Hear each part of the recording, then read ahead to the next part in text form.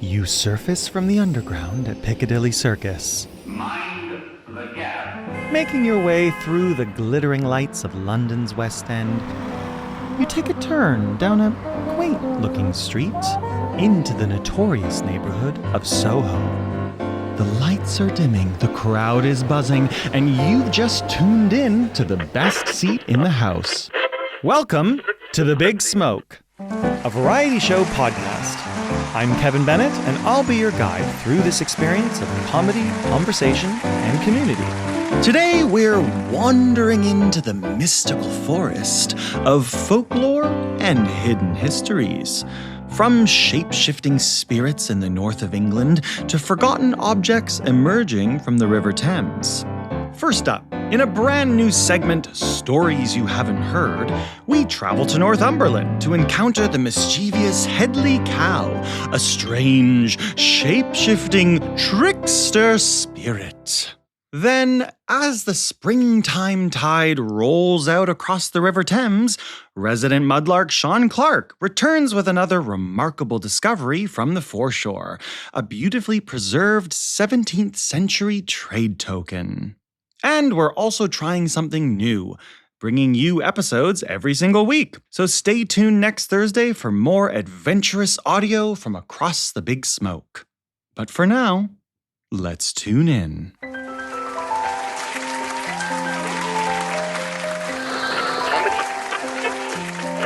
Origin stories fascinate me. The strange tales we tell to explain the world around us, and the curious creatures that lurk at the edges of history and imagination. But there are countless old myths, legends, and forgotten stories that many of us have never heard before. So, sit back, settle in, and let's uncover one together. This is Stories You Haven't Heard.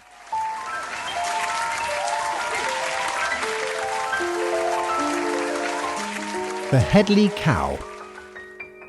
Northumberland has its fair share of myths and legends, including tales of the mischievous bogles. The Hedley Kow, spelt K-O-W, was one of these bogles or bogies, a naughty rather than malignant sprite which haunted the village of Hedley near Ebchester. Although stories of the Hedley Kow have no doubt been around for at least a couple of centuries, the first recording in print dates from 1894, when it was part of a collection by Joseph Jacobs called More English Fairy Tales. Do you ever think you see something? Maybe even out of the corner of your eye, but then realise that your eyes or your brain are playing tricks on you?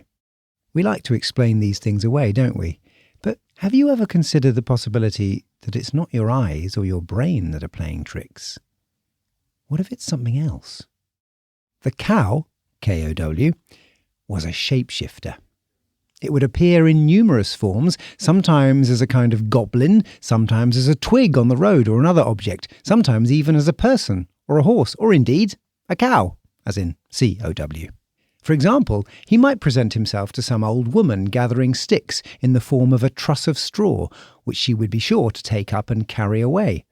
Then it would become so heavy that she would have to lay her burden down, on which the straw would come alive, rise up and shuffle away before vanishing from her sight. Imagine the shock. Imagine if the phone in your hand, or the keys in your pocket, or the paintbrush you're holding, or the coffee you're sipping suddenly leapt up and did a dance in front of you and whacked you round the face. Ultimately harmless, but not much fun. And scary. Hedley Kow's appearance was never very alarming, and he used to end his frolics with a hoarse, mocking laugh.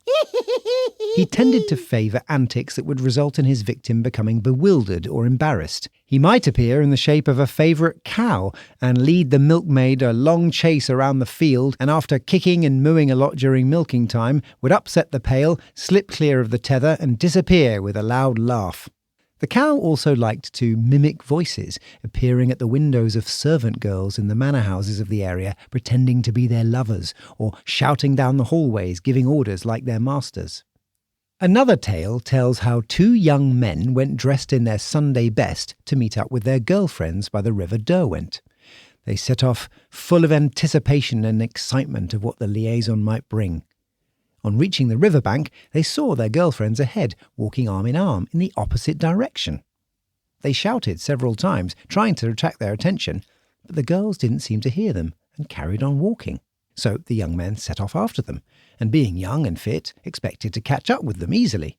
However, the faster they walked and the harder they tried, the more they failed. The girls just continued strolling along unhurriedly, but the distance between them didn't diminish, and they stayed ahead. This continued for some time, but suddenly the two lads found themselves in a bog and up to their knees in mud. As they looked towards the girls, they saw their forms slowly dissipate into a wispy mist as a deep, mocking laugh echoed back at them. Realising that they had been tricked by the cow, they scrambled from the bog and ran home, with the cow now chasing after them, taunting and mocking them all the way. So it really was a very annoying creature. It even made a point of turning up at births and making trouble.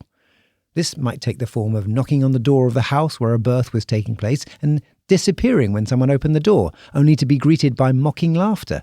Other times it would scare away the horse of the attending midwife. Can you bring to mind the most annoying person you know?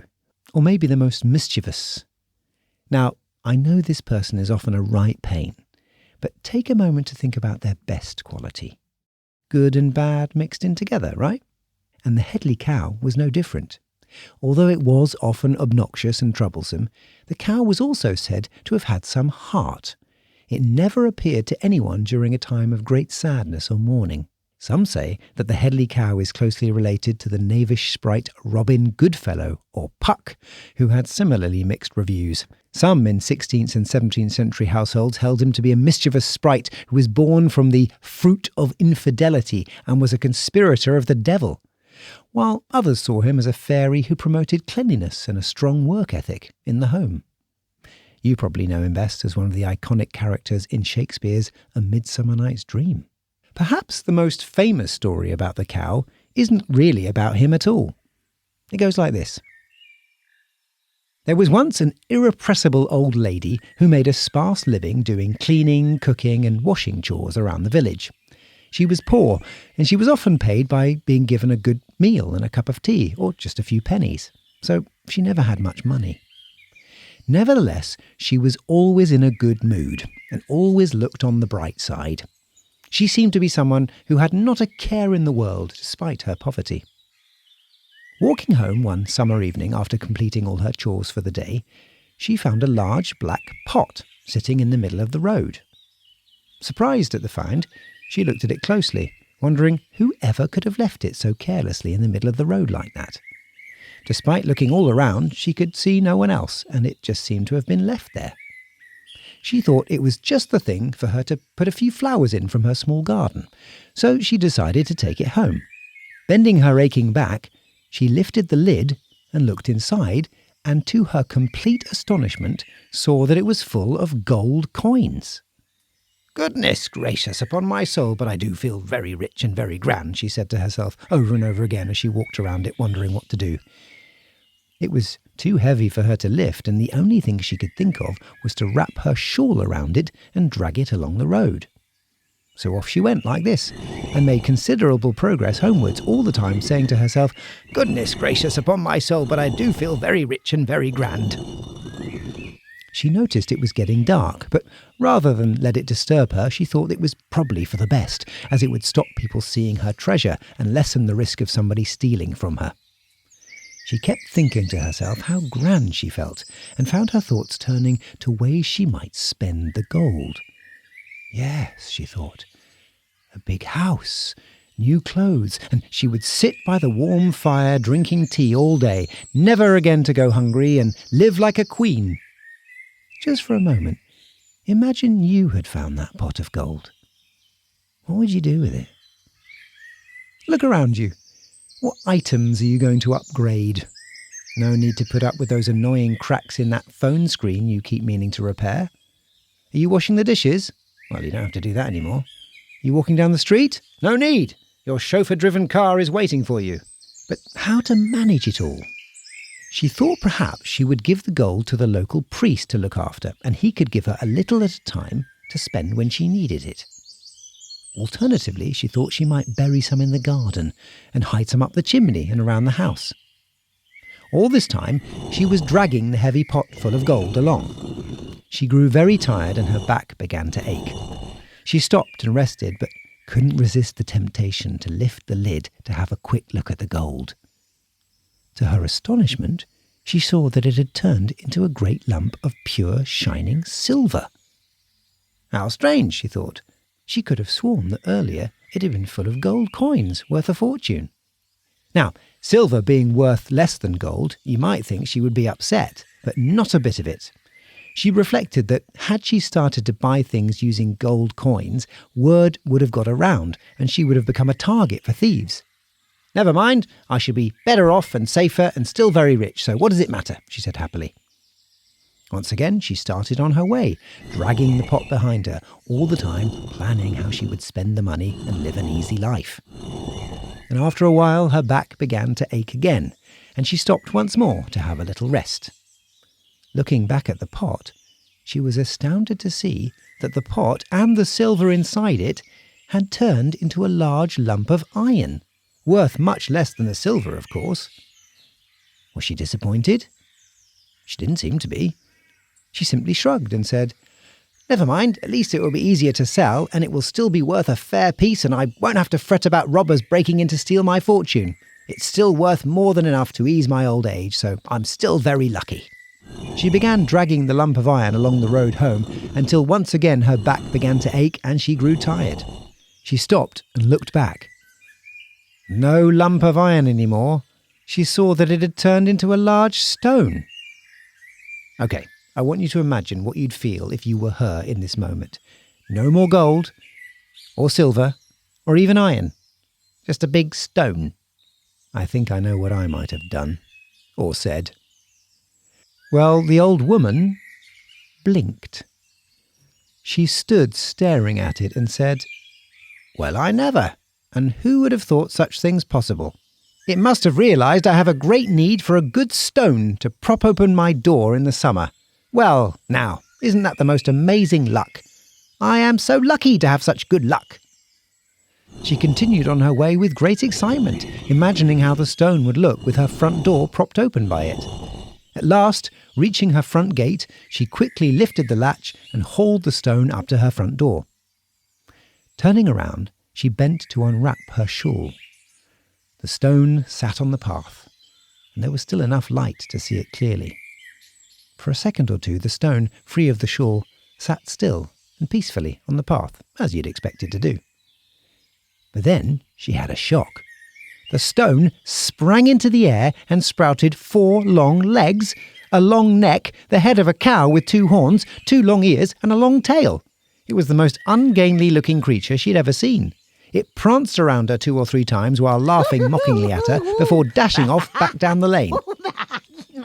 Now, hands up if you think of yourself as a glass-half-full type of person. Or have you perhaps said to yourself that you're determined to seek out more silver linings on your clouds? But even if you have, can any of us honestly say that we'd have a similar reaction to the old woman in the story? She stared in disbelief as it ran off. But then, listen to this. She just shook her head and said, "Bless me, but I am the lucky one. I have just seen the Hedley Kow, and all by myself too. Not many people in the whole wide world can say that. Why, I feel very special and very grand, and I think I need a big cup of tea to think things over and celebrate."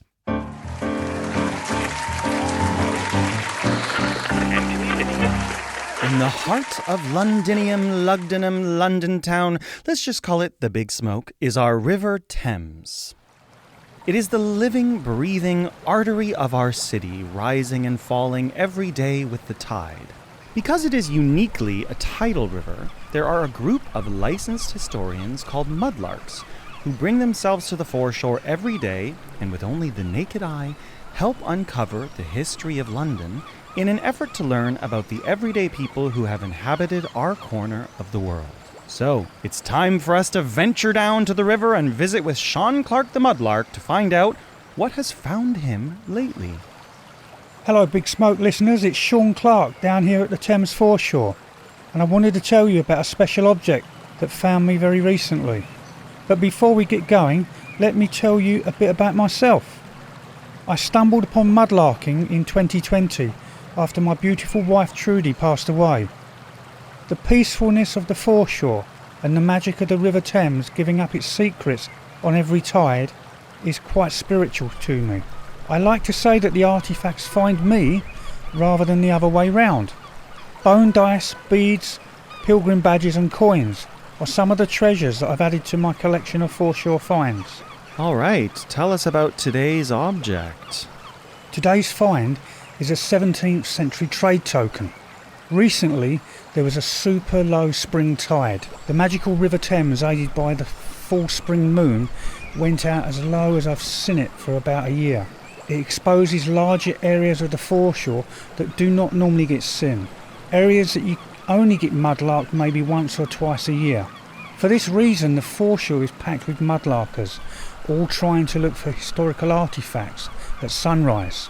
I was searching way out in such an area when the token found me. I could see the words, "His halfpenny." Straight away I knew what it was. I took a picture of it in situ, nestled on top of some stones before removing it from where it had laid for over 350 years. The front of the coin reads, "Paul Badcock, living in Tower Ditch, 1669."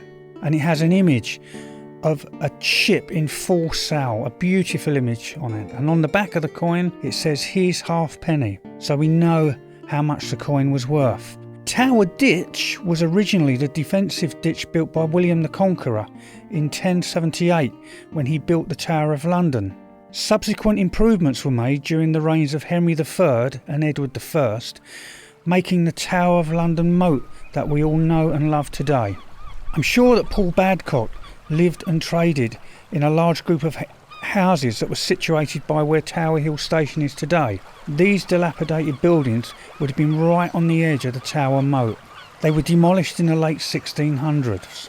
The token is in beautiful condition and must have been lost shortly after it was given as small change by the trader Paul Badcock, possibly at a tavern called The Ship. Wow.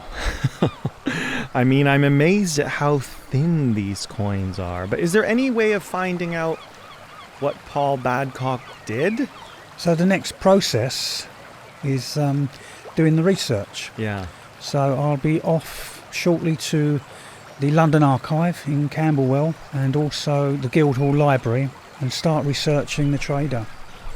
And if you're lucky, you'll find birth certificates, wedding certificates, death certificates and wills. So we'll hopefully track him down and come back at a later date and tell you a bit more about him. Please do. I love the detail of the image of the ship. For those of you listening, it's like a beautiful, tall ship with multiple sails. And absolutely beautiful, the detail in this. Another beautiful window into history from Sean Clark the Mudlark. You can see an image of today's find if you follow us on Instagram @TheBigSmokeVariety. Well, that's today's episode.